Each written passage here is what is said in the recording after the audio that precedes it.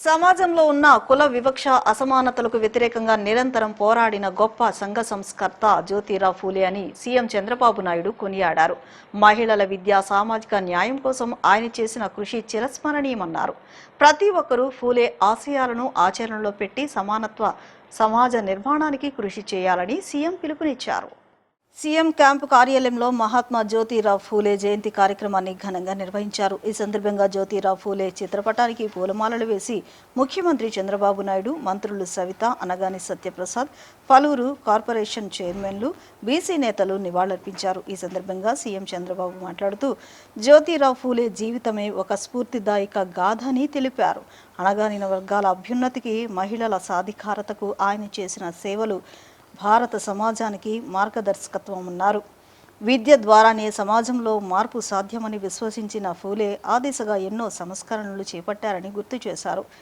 ఇప్పటికీ సమాజంలో అసమానతలు పూర్తిగా తొలగిపోలేదని, అందుకే ఫూలే చూపిన మార్గంలోనే ముందుకు సాగాల్సిన అవసరం ఉందని సీఎం స్పష్టం చేశారు.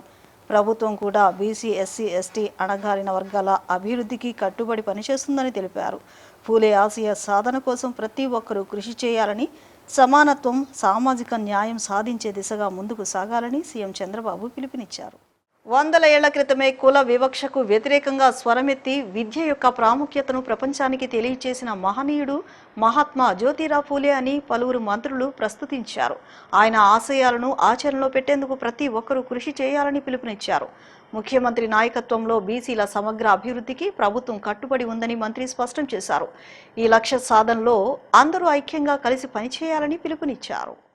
విజయవాడలోని తుమ్మలపల్లి కళాక్షేత్రంలో బీసీ సంక్షేమ శాఖ ఆధ్వర్యంలో మహాత్మా జ్యోతిరావు ఫూలే 200వ జయంతిని రాష్ట్ర స్థాయి వేడుకలుగా ఘనంగా పండుగ వాతావరణంలో నిర్వహించారు. ఈ సందర్భంగా రాష్ట్ర బీసీ ఈడబ్ల్యూఎస్ సంక్షేమ చేనేత మరియు జౌళి శాఖ మంత్రులు ఎస్ సవిత మాట్లాడుతూ మహాత్మా జ్యోతిరావు ఫూలే ఆశయాలను కొనసాగిస్తూ ఈ స్థాయిలో సేవ చేసే అవకాశం తనకు గర్వకారణంగా ఉందన్నారు. ప్రధాని నరేంద్ర మోదీ ఆదేశాల మేరకు దేశవ్యాప్తంగా ముఖ్యమంత్రి నారా చంద్రబాబు నాయుడు ఆదేశాల మేరకు రాష్ట్రంలో ఫూలే జయంతిని రాష్ట్ర పండుగగా ఘనంగా నిర్వహిస్తున్నామని పేర్కొన్నారు. మహిళా సాధికారత, ఫూలే దంపతుల ప్రేరణ, మహిళా విద్యకు ఫూలే దంపతులు నాంది పలికారన్నారు. మంత్రి కింజారపు అచ్చెన్నాయుడు మాట్లాడుతూ 100 ఏళ్ల క్రితమే కుల వివక్షకు వ్యతిరేకంగా స్వరమెత్తి విద్య యొక్క ప్రాముఖ్యతను ప్రపంచానికి తెలియజేసిన మహనీయుడు మహాత్మా జ్యోతిరావు ఫూలే అని కొనియాడారు. ఆయన ఆశయాలను ఆచరణలో పెట్టేందుకు ప్రతి ఒక్కరూ కృషి చేయాలని పిలుపునిచ్చారు. ముఖ్యమంత్రి నాయకత్వంలో బీసీల సమగ్ర అభ్యున్నతికి ప్రభుత్వం కట్టుబడి ఉందని మంత్రి స్పష్టం చేశారు. ఈ లక్ష్య సాధనలో అందరూ ఐక్యంగా కలిసి పనిచేయాలని ఆయన పిలుపునిచ్చారు. మంత్రి కొల్లు రవీంద్ర మాట్లాడుతూ అణగారిన వర్గాల అభ్యున్నతికి, ముఖ్యంగా విద్య మరియు సామాజిక సమానత్వం కోసం పోరాడిన తొలి మహనీయుడు మహాత్మా జ్యోతిరావు ఫూలే అని కొనియాడారు. మంత్రి సత్యకుమార్ యాదవ్ మాట్లాడుతూ దేశంలోని అన్ని భాషల పత్రికల్లో మహాత్మా జ్యోతిరావు ఫూలే గురించి వ్యాసాలు ప్రచురితమయ్యాయని అన్నారు. 200 ఏళ్ల క్రితం జన్మించినప్పటికీ ఆయన సామాజిక సంస్కరణలు నేటికి భవిష్యత్ తరాలకు మార్గదర్శకంగా నిలుస్తున్నాయని కొనియాడారు. సామాజిక సేవా రంగంలో విశేష కృషి చేసిన 11 మంది ప్రతిభావంతులకు మహాత్మా ఫూలే రాష్ట్ర స్థాయి పురస్కారాలు అందజేయడం జరిగిందన్నారు. బీసీ కార్పొరేషన్ చైర్మన్లను మంత్రి సవిత సత్కరించారు. ఈ సభలో శాసనసభ్యులు బోండా ఉమామహేశ్వరరావు, వర్ల కుమార్ రాజా తదితరులు పాల్గొన్నారు. తన అర్థాన్ని అయినటువంటి సావిత్రిబాయి ఫూలే గారి దేశంలోనే తొలి మహిళా ఉపాధ్యాయురాలిగా తీర్చిదిద్దారు. అణగారిన వర్గాల అభ్యున్నతి కోసం పాఠశాలలు, ఆశ్రమాలు స్థాపించి సమాజంలో వెలుగులు నింపారు.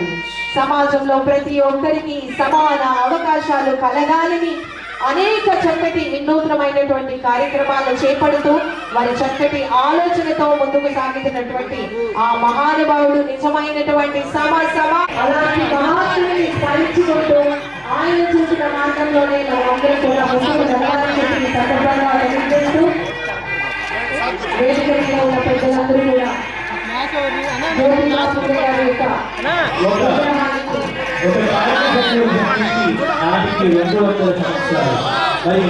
ఎన్నో మార్పులను సమాజంలో తన వంతు సహాయంగా మరి ఎన్నో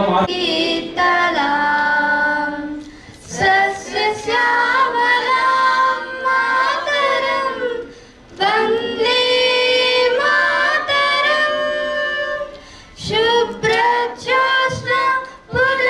चल नहीं क्या बैठने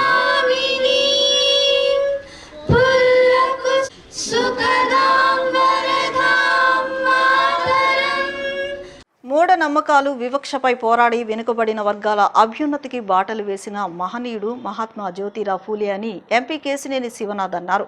కేంద్ర రాష్ట్ర ప్రభుత్వాల్లో బీసీలకు అత్యధికంగా మంత్రి పదవులు ఇచ్చి గౌరవించిన ఘనత కూడా ఫూలే ఆశయాలతో స్థాపించిన టీడీపీకే దక్కుతుందని అన్నారు. మహాత్మా జ్యోతిరావు ఫూలే 199వ జయంతి కార్యక్రమం గురునానక్ కాలనీలోని విజయవాడ పార్లమెంటు కార్యాలయం ఎన్టీఆర్ భవన్లో ఘనంగా నిర్వహించారు.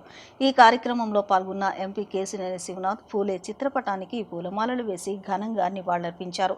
ఈ సందర్భంగా ఎంపీ కేశినేని చిన్ని మాట్లాడుతూ ఆనాడు ఎవరికి అవగాహన లేని సమయంలోనే మహిళలు బీసీలకు జరుగుతున్న అన్యాయాలపై గళమెత్తిన తొలి మహాత్ముడు ఫూలే అని కొనియాడారు.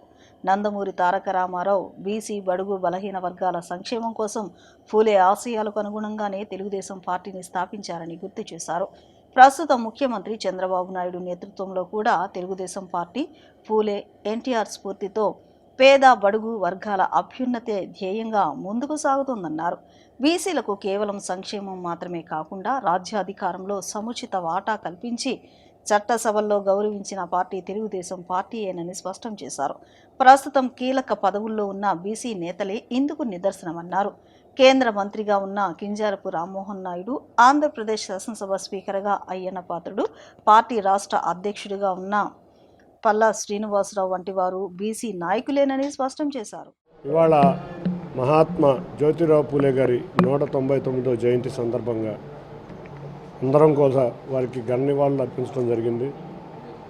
మన సమాజంలో ఉన్న ఎన్నో మూఢనమ్మకాలని అందులో అంతేకాకుండా వివక్షతని ఒంటరి పోరాటం అంటే ఆ రోజు ఎవరికి ఒక అవేర్నెస్ లేని సమయంలో మహిళలకి జరుగుతున్న అన్యాయాల మీద, బీసీలకు జరుగుతున్న అన్యాయాల మీద, అంతేకాకుండా ఇక్కడున్న ఆచారాల మీద వ్యతిరేకంగా పోరాడి తొలి మహాత్ముడుగా భారతీయ చరిత్రలో ఎక్కిన మొదటి వ్యక్తిగా ఫూలే గారు మనం అందరం ఆదర్శంగా తీసుకున్నాం. అందులో తెలుగుదేశం పార్టీని మనం చూస్తే ఆయన ఆదర్శంగా స్థాపించబడిన ఈ తెలుగుదేశం పార్టీ బీసీ బడుగు బలహీన వర్గాలు సంక్షేమం కోసం ఆ రోజు నందమూరి తారక రామారావు గారు ప్రారంభిస్తే ఇవాళ చంద్రబాబు నాయుడు గారి ఆధ్వర్యంలో కూడా మేము అదే చక్కటి నందమూరి తారక రామారావు గారు ఏ ఆశయాలతో ప్రారంభించారో అదే ఆశయాలతో ఈ పార్టీని ముందుకు తీసుకెళ్తున్నాం. అదేవిధంగా ఇవాళ బీసీలకి ఒకటే, ఏదన్నా రాజ్యాధికారం ఇచ్చిందంటే తెలుగుదేశం పార్టీ అధికారం వచ్చినాకే. బీసీల అని ఒక చక్కటి చట్టసభల్లో గౌరవించింది కూడా ఇవాళ మనం తెలుగుదేశం పార్టీ అధికారంలోకి వచ్చినాకే. మనం చూస్తే ఇవాళ కేంద్ర మంత్రిగా ఉన్న రామ్మోహన్ నాయుడు గారు కానీ, మన పార్టీ అధ్యక్షుడిగా ఉన్న మన పల్లా శ్రీనివాసరావు గారు కానీ, మన స్పీకర్గా ఉన్న అయ్యన్న పాత్రుడు గారిని కానీ, ఇటువంటి ఎంతోమందిని ఇవాళ బీసీలని తెలుగుదేశం పార్టీలోనే కాదు, కేంద్ర ప్రభుత్వంలోనే కాదు, రాష్ట్ర ప్రభుత్వంలో కూడా అత్యధిక బీసీలు ఇచ్చి మంత్రివర్గంలో తీసుకున్న పార్టీ కూడా తెలుగుదేశం పార్టీ. వారి ఆశయాలను ముందుకు తీసుకెళ్తా తెలుగుదేశం పార్టీ వారిని ప్రతి సంవత్సరం స్మరించుకుంటా వారి ఘన నివాళులు అర్పించడమే ఇవాళ మేము చేసుకున్న ఈ కార్యక్రమం. తప్పకుండా అందరం కూడా వారి ఆశయ సాధన కోసం ప్రయాణిస్తామని తెలియజేసుకుంటున్నాం. జ్యోతిరావు ఫూలే ఆశయాలను అమలు చేయడంలో కూటమి ప్రభుత్వం కట్టుబడి ఉందని సెంట్రల్ ఎమ్మెల్యే బోండా ఉమామహేశ్వరరావు తెలిపారు. బీసీ వర్గాల అభ్యున్నతి కోసం అన్ని రకాలుగా ప్రభుత్వం చిత్తశుద్ధితో పనిచేస్తుందన్నారు. సెంట్రల్ నియోజకవర్గ టీడీపీ కార్యాలయంలో బీసీ సెల్ కమిటీ ఆధ్వర్యంలో మహాత్మా జ్యోతిరావు ఫూలే 199వ జయంతి వేడుకలను ఘనంగా నిర్వహించారు. ఈ కార్యక్రమానికి ముఖ్య అతిథిగా ఎమ్మెల్యే బోండా ఉమామహేశ్వరరావు హాజరై జ్యోతిరావు ఫూలే చిత్రపటానికి పూలమాలలు వేసి ఘనంగా నివాళులర్పించారు. ఈ సందర్భంగా బోండా ఉమ మాట్లాడుతూ జ్యోతిరావు ఫూలే జయంతి సందర్భంగా ఆయనకు ఘన నివాళులర్పిస్తూ ఆయన చేసిన సేవలను స్మరించుకోవడం ఎంతో గౌరవంగా భావిస్తున్నామని తెలిపారు.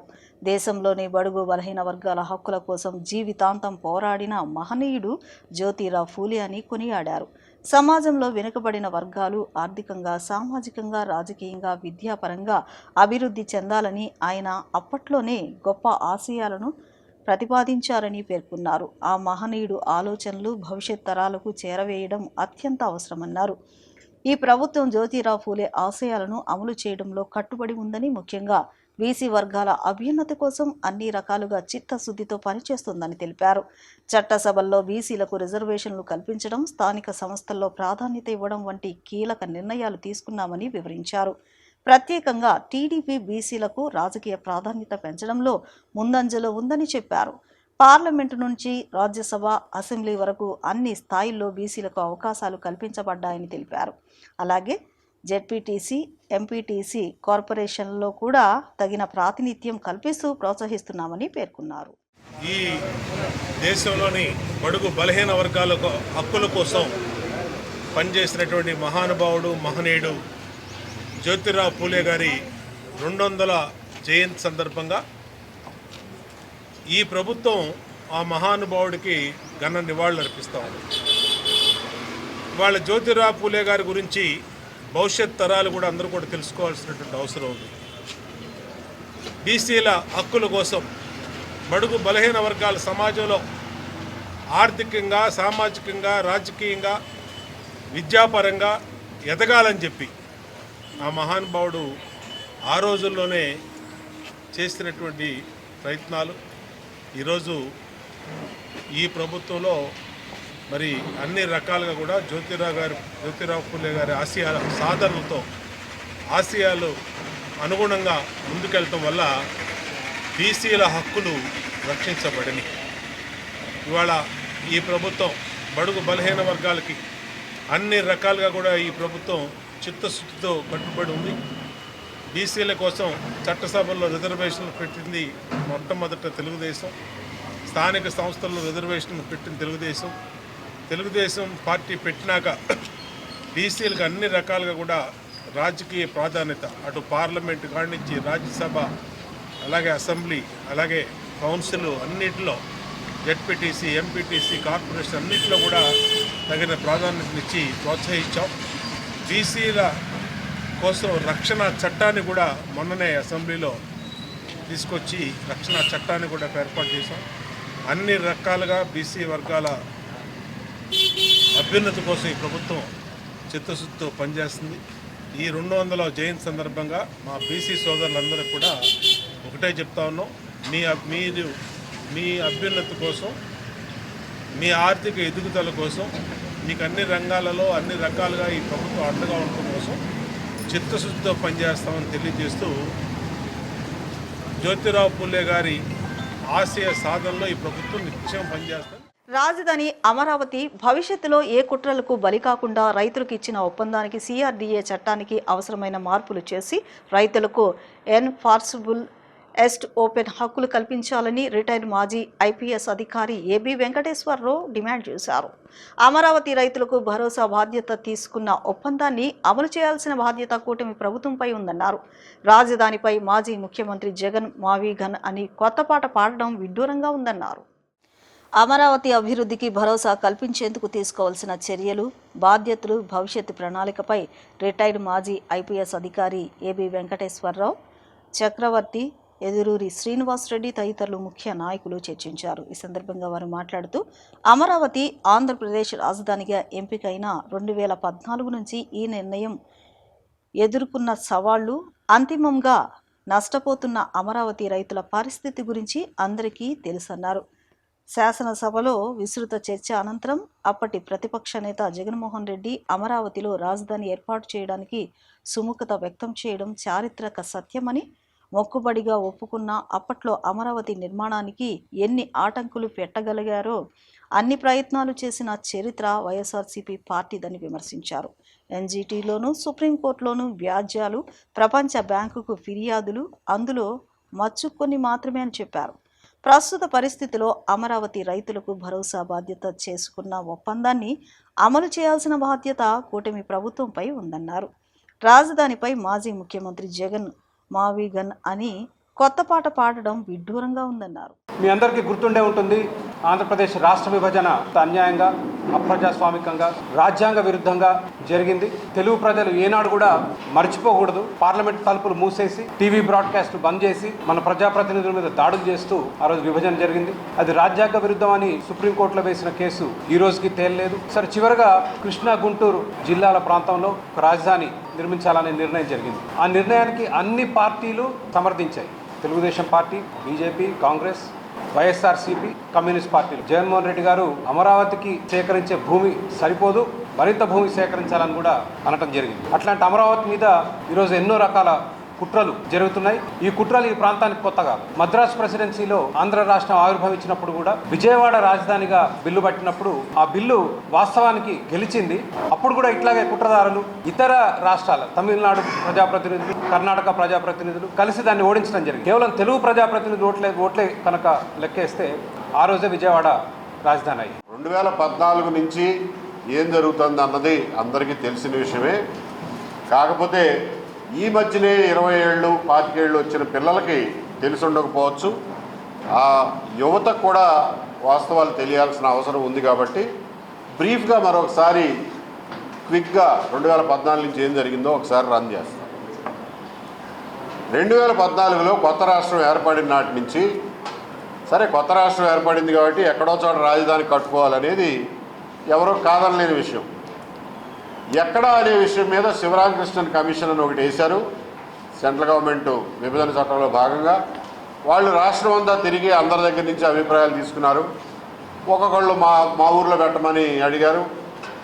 ఏ ప్రాంతం వాళ్ళు ఆ ప్రాంతంలో మా ఊర్లో పెట్టండి, దానికి ఇన్ని కారణాలు ఉన్నాయి, ఇన్ని సదుపాయాలు ఉన్నాయి అని చెప్పారు.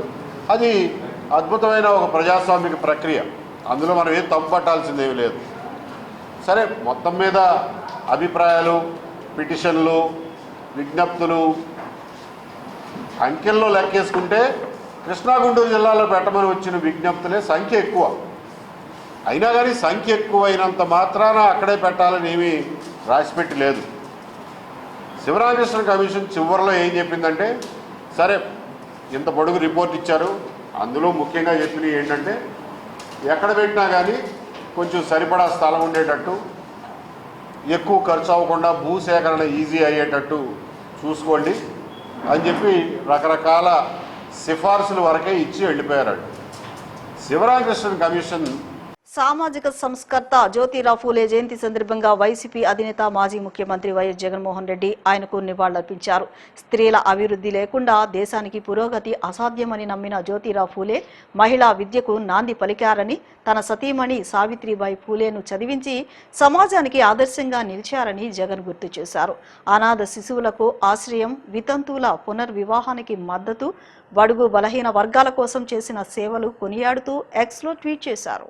సామాజిక సంస్కర్త జ్యోతిరావు ఫూలే జయంతి సందర్భంగా వైసీపీ అధినేత మాజీ ముఖ్యమంత్రి వైఎస్ జగన్మోహన్ రెడ్డి ఆయనకు నివాళులర్పించారు. స్త్రీల అభివృద్ధి లేకుండా దేశానికి పురోగతి అసాధ్యమని నమ్మిన జ్యోతిరావు ఫూలే మహిళా విద్యకు నాంది పలికారని, తన సతీమణి సావిత్రిబాయి ఫూలేను చదివించి సమాజానికి ఆదర్శంగా నిలిచారని జగన్ గుర్తు చేశారు. అనాథ శిశువులకు ఆశ్రయం, వితంతువుల పునర్వివాహానికి మద్దతు, బడుగు బలహీన వర్గాల కోసం చేసిన సేవలు కొనియాడుతూ ఎక్స్లో ట్వీట్ చేశారు. వైసీపీ కేంద్ర కార్యాలయంలో జ్యోతిరావు ఫూలే జయంతి కార్యక్రమం నిర్వహించారు. ఫూలే విగ్రహానికి పార్టీ నేతలు పూలమాలలు వేసి నివాళులర్పించారు. మాజీ మంత్రులు జోగి రమేష్, వెల్లంపల్లి శ్రీనివాసరావు, ఎమ్మెల్సీలు కల్పలతారెడ్డి, రమేష్ యాదవ్ తదితరులు హాజరయ్యారు. మహనీయుల ఆశయాలను ముందుకు తీసుకువెళ్లడానికి మాజీ మంత్రి వెల్లంపల్లి శ్రీనివాసరావు పిలుపునిచ్చారు. 2019 నుంచి 24 వరకు ఫూలే ఆశయాలను ముందుకు తీసుకువెళ్లిన వ్యక్తి జగనని, 5 ఏళ్ల పరిపాలన కాలంలో చదువుకు పెద్దపీట వేశారన్నారు. సంఘ సంస్కర్త, సామాజికవేత్త జ్యోతిరావు ఫూలే సమాజం కోసం అహర్నిశలు పాటుపడిన వ్యక్తి ఫూలే అయితే ఆయన ఆశయాలను అమలు చేసిన మహనీయుడు వైఎస్ఆర్ అని చెప్పారు. చంద్రబాబు ముఖ్యమంత్రి అయిన తరువాత ఎస్సీ, ఎస్టీ, బీసీ మైనారిటీలకు డిప్యూటీ సీఎం పదవి ఎందుకు ఇవ్వలేదని ప్రశ్నించారు. సామాజిక న్యాయం చేస్తామని బీసీలే నా వెనుముక్క అని చెప్పిన చంద్రబాబు దీనికి సమాధానం చెప్పాలని డిమాండ్ చేశారు.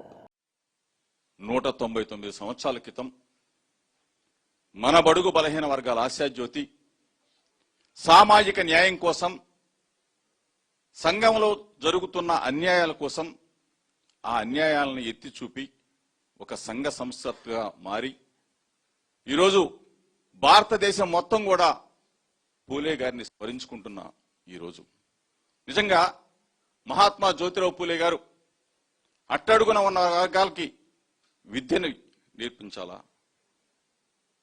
బాలికలకి ఆ రోజున స్కూళ్లకు పంపించే పరిస్థితులు లేకపోతే చిన్నపిల్లలందరినీ కూడా బాలికలందరినీ కూడా విద్యార్థులుగా తీర్చిదిద్దాలని చెప్పేసి పూలే గారి సతీమణి ఇద్దరు కూడా సంఘ సంస్కృతుల్లో మారి వితంతువులకి అందరికీ కూడా న్యాయం చేసే దిశగా పోరాటం చేసిన మహనీయుడి ఆశయాలతో ఈరోజు మనం చూసాం. ఆ రోజున చదువు చెప్పించుకునే పరిస్థితులు లేవు, చదువుకునే పరిస్థితులు లేవు. ఈరోజు నిజంగా ఈరోజు మనం ఒక మహనీయుడిని మనం గుర్తు తెచ్చుకోవాలా. మహాత్మా జ్యోతిరావు పూలే గారి అడుగుజాడల్లో ఆయన ఆశయాల్ని తూచా తప్పకుండా అమలు చేసే దిశగా ఒక అడుగు ముందుకేసిన ఏకైక ముఖ్యమంత్రి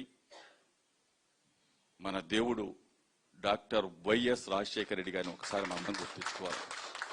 మన వర్గాలు SC, ST, BC, minority, EBC వర్గాలు కనీసం ఇంజనీరింగ్ అంటే తెలియదు, డాక్టర్ అంటే తెలియదు, ఎంబీఏ అంటే తెలియదు, ఎంసీ అంటే తెలియదు, బీఈడీ అంటే తెలియదు, ఎంఈడీ అంటే తెలియదు.